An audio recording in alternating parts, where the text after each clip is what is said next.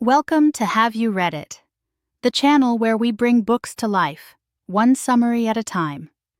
Whether you're here for self-help, personal growth, or business inspiration, there's something for everyone. Today, we're diving into Stephen M.R. Covey's The Speed of Trust. This book isn't just another business book, it's a comprehensive guide to understanding and leveraging trust as a tangible asset in every aspect of life, from personal relationships to global economies. Covey's central argument is simple, yet profound. Trust is not merely a social virtue, it's a powerful economic driver impacting speed and cost. He argues that high trust accelerates speed and lowers cost, while low trust has the opposite effect. Think of it as a trust tax versus a trust dividend. Let's start with a simple thought experiment. Imagine two scenarios. One where you work with a team you completely trust, and another where trust is lacking. In the high-trust environment, communication flows easily, decisions are made quickly, and collaboration is seamless. Conversely, in a low-trust environment, every interaction is fraught with suspicion, second-guessing, and hidden agendas, slowing everything down and driving up costs. This resonates with Jack Welch's observation that speed happens when people truly trust each other. Covey argues that a lack of trust isn't just a workplace problem. It pervades our society, impacting everything from government and media to marriages and families.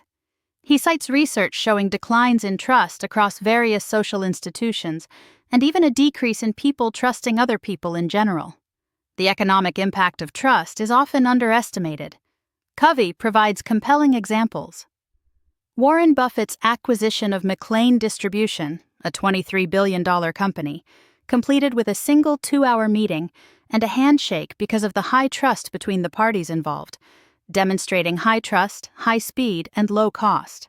Compare this to the substantial costs associated with Sarbanes-Oxley compliance, implemented in response to corporate scandals. A clear example of low trust leading to decreased speed and increased costs. The concept of a trust tax is crucial here. Covey argues that low trust operates like a hidden tax, adding cost and reducing speed in every interaction. Conversely, high trust acts as a dividend, multiplying performance and generating a wealth of positive outcomes. This is the hidden variable in the success formula. X trust equals results. But what exactly is trust? Covey explains that it's confidence in someone's integrity and abilities. Conversely, distrust is suspicion of someone's integrity, agenda, capabilities, or track record. It's a simple concept, yet its impact is profound. He debunks several common trust myths. For example, that trust is soft, slow, or solely based on integrity. In reality, trust is hard, measurable, and can be built quickly. He stresses that trust is a competency, something that can be learned and developed. Critically, he challenges the belief that you either have trust or you don't, emphasizing that trust can be created and restored. Covey introduces the 5 waves of trust, a framework that explains how trust operates in different contexts: self-trust, relationship trust, organizational trust, market trust, and societal trust. He uses a ripple effect metaphor to illustrate how trust starts with the individual and extends outward to broader relationships and societal structures. This framework forms the backbone of his actionable approach to building trust. Let's begin with the first wave, self-trust. Covey uses the principle of credibility, believability, to discuss the confidence we have in ourselves and our ability to inspire trust in others. He introduces the 4 cores of credibility: integrity, intent, capabilities, and results. These cores represent the foundation of trust, both for individuals and organizations. Think of being cross-examined in court. Your credibility rests on demonstrating these 4 cores. The first core, integrity, is more than just honesty. Covey defines it as congruence, aligning your words and actions with your values and beliefs. It also encompasses humility and the courage to do what's right, even when it's difficult. He emphasizes the importance of moving beyond a mere compliance-based approach to ethics and focusing instead on true congruence to build authentic trust. A powerful illustration of integrity is Andy Roddick's decision to challenge a call in his favor, even though it ultimately cost him the tennis match. He prioritized integrity over winning, gaining credibility and trust in the process. To enhance integrity, Covey recommends 3 accelerators: making and keeping commitments to yourself, standing for something, and being open to new ideas and perspectives. The second core, intent, is about our motives, agendas, and behavior. Trust thrives on genuine caring and a mutual benefit agenda, wanting what's best for everyone involved. Covey argues that when people perceive a self-serving agenda, trust erodes. The NGO versus politician example illustrates this well. People generally trust NGOs more than politicians because of their perceived motives. He recommends 3 accelerators for improving intent: examining and refining your motives, declaring your intent to signal your behavior, and choosing an abundance mindset, believing there is enough for everyone to win. The third core, capabilities, encompasses the talents, skills, knowledge, and style that enable us to perform and deliver results. Covey emphasizes that character alone is insufficient. To be trustworthy, we must also be competent, relevant, and capable of delivering. He suggests thinking of capabilities in terms of tasks, talents, attitudes, skills, knowledge, and style, stressing the importance of aligning these with the task at hand. Tiger Woods' commitment to continuously improving his golf swing, even at the risk of a temporary slump, demonstrates the importance of developing capabilities. To enhance capabilities, Covey recommends running with your strengths, keeping yourself relevant, and knowing where you're going. Critically, he introduces the concept of trust abilities, the ability to establish, grow, extend, and restore trust. The fourth core, results, focuses on our track record and performance. Covey argues that people trust those who make things happen, emphasizing that results build credibility and trust. He uses his own experience of turning around the Covey Leadership Center, along with examples like FedEx's reliable overnight delivery, to illustrate this. Covey emphasizes the importance of clarifying results up front, asking not just what results am I getting, but also how am I getting them, to ensure sustainability and avoid trust taxes. He suggests 3 accelerators for improving results: taking responsibility, expecting to win, and finishing strong. Covey's 4 cores of credibility give us a framework for evaluating our trustworthiness and identifying areas for improvement. By strengthening these cores, we build the foundation for self-trust, which in turn enables us to build trust with others. Moving to the second wave, relationship trust. This wave focuses on how we behave in our interactions with others, introducing the 13 behaviors common to high-trust leaders. These behaviors, Covey argues, are based on universal principles, can be learned and applied by anyone, and significantly impact our ability to establish and grow trust.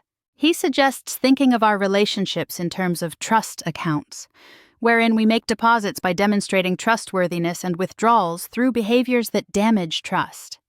The 13 behaviors are: talk straight, demonstrate respect, create transparency, right wrongs, show loyalty, deliver results, get better, confront reality, clarify expectations, practice accountability, listen first, keep commitments, and extend trust.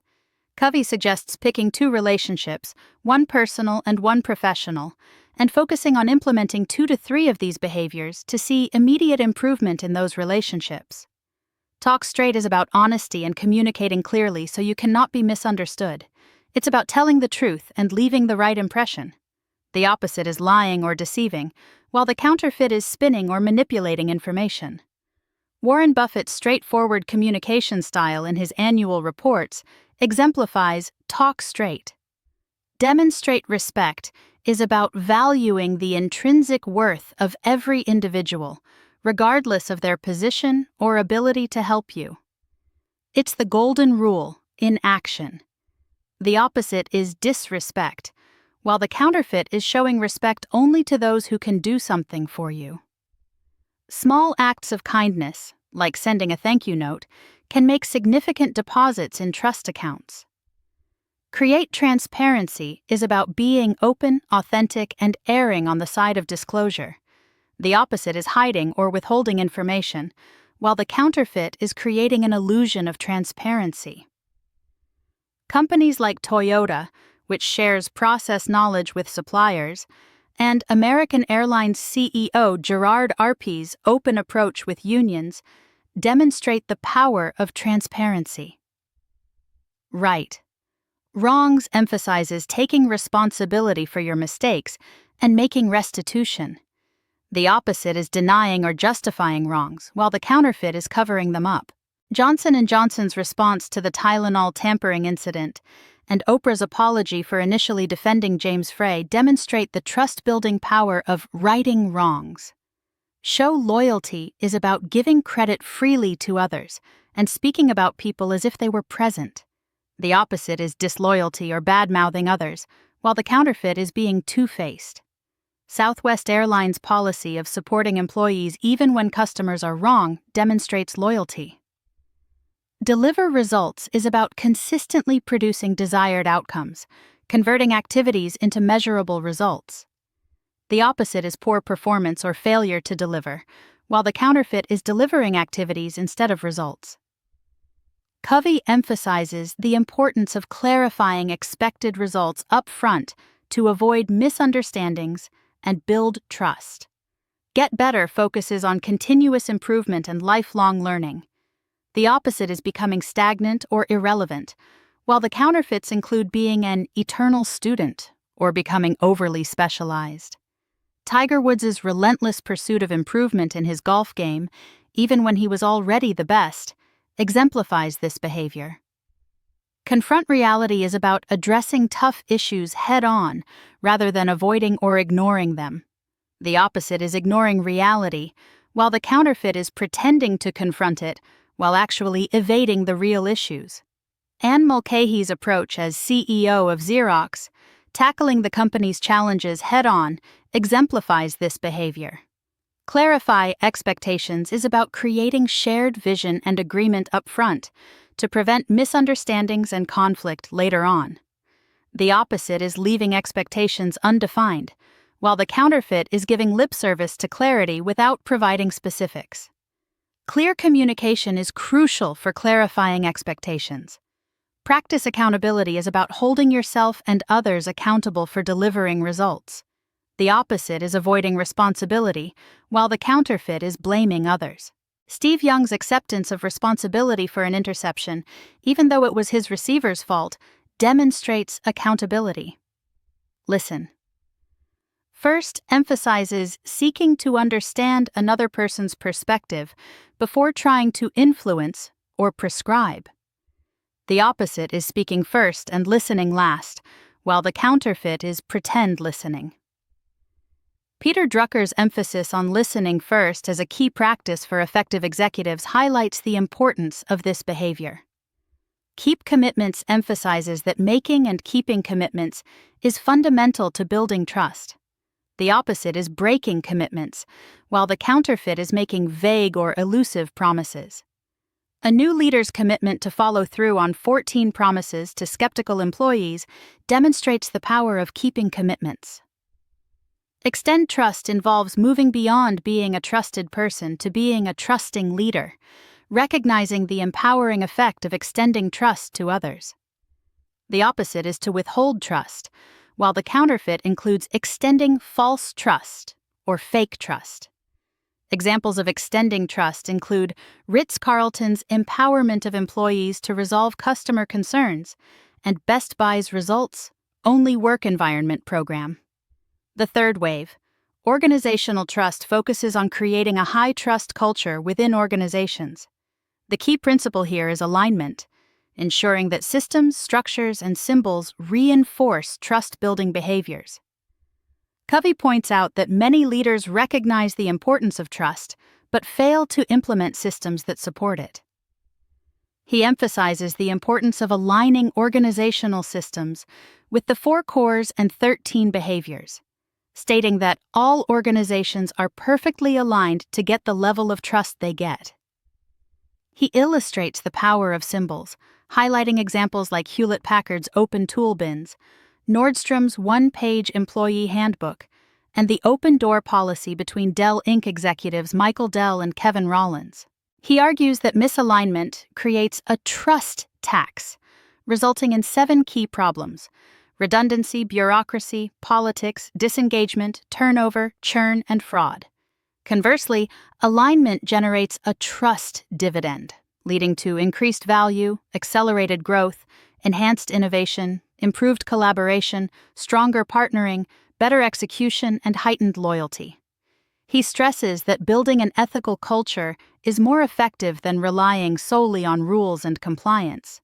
He also notes that families are organizations too, and the principles of organizational trust apply equally to building strong family cultures. The 4th wave. Market trust is where most people clearly see the connection between trust and the bottom line. Here, trust translates into brand and reputation, influencing customer behavior and impacting sales, profits, and long-term sustainability. Covey emphasizes that brand matters at every level, from individual reputation to corporate image and even national reputation. He cites Fortune's World's Most Admired Companies list and the Reputation Quotient study, highlighting companies like Johnson & Johnson and Google to illustrate the link between reputation and trust. He also notes the growing impact of country tax and industry tax, where perceptions of a company's country of origin or industry can affect its trustworthiness. He argues that the 4 cores and 13 behaviors are key to building a strong brand and reputation, providing examples of companies like Johnson & Johnson, eBay, and Superquinn leveraging these to build trust in the marketplace. The 5th and final wave, societal trust, focuses on building trust in society through contribution and global citizenship. Covey uses the metaphor of fish discover water last to describe how we often take trust for granted until it's gone, highlighting the devastating impact of low trust on societies. He discusses the work of high-profile contributors like Bill and Melinda Gates, Bono, and Oprah Winfrey, while also emphasizing the importance of individual contributions in local communities. He points out that many corporations are embracing global citizenship, integrating social and ethical considerations into their business practices. He argues that this is not just philanthropic, it's becoming an economic necessity in today's interconnected world, citing research showing the superior financial performance of companies known for social responsibility. In the final section, Inspiring Trust, Covey discusses how to extend smart trust, avoiding both blind trust and excessive suspicion. He introduces the Smart Trust Matrix, which helps you assess risk and make wise decisions about extending trust based on 2 key factors: propensity to trust and analysis. The matrix identifies 4 zones. Zone 1 is blind trust, leading to gullibility. Zone 2 is smart trust, characterized by sound judgment and calculated risk-taking. Zone 3 represents lack of trust and indecision. Zone 4 is distrust, leading to suspicion and micromanagement. Covey argues, counterintuitively, that Zone 4 carries the highest risk because it stifles collaboration, innovation, and ultimately results. Smart trust, he emphasizes, is not about trusting everyone blindly. It's about combining a propensity to trust with careful analysis to make wise decisions about when and how to extend trust. Covey also discusses the importance of restoring trust when it has been broken, emphasizing that while regaining trust can be challenging, it's usually possible, and often leads to even stronger relationships. He provides examples of restoring trust at all 5 waves, from the personal to the societal level, illustrating how mistakes and challenges can actually become opportunities for growth and deeper connection. Finally, he emphasizes the importance of cultivating a propensity to trust. He shares the story of John Walsh, a partner at Trammell Crow Company who took a chance on him and believed in him when no one else did, transforming his career and demonstrating how profound acts of trust bring out the best in people. He argues that while life experiences can sometimes diminish our propensity to trust, we can choose to cultivate it, becoming trusting leaders who inspire others to give their best. So, the key takeaways from The Speed of Trust are: trust is a tangible, measurable asset that significantly impacts speed, cost, and value in every area of life. Building trust begins with strengthening your personal credibility through the 4 cores: integrity, intent, capabilities, and results. High-trust relationships are built on consistent behavior, exemplified by the 13 behaviors. Organizational trust requires alignment of systems and structures with trust-building principles. Market trust is built on reputation and brand, reflecting the trust stakeholders have in your organization. Societal trust is built on contribution and global citizenship. Extending smart trust, balancing propensity to trust with analysis, is essential for maximizing trust dividends and minimizing risk. A propensity to trust is essential for inspiring others and becoming an effective leader. Some easy-to-remember heuristics are: high trust in high speed, low cost. Low trust is low speed, high cost. 4 cores of credibility, integrity, intent, capabilities, results. The speed of trust. Matrix propensity to trust plus analysis equals smart trust. Extend trust abundantly to those who have earned it, conditionally to those who are earning it. Thanks for watching. Have you read it? Make sure to give this video a thumbs up and hit that subscribe button so you never miss our next book dive.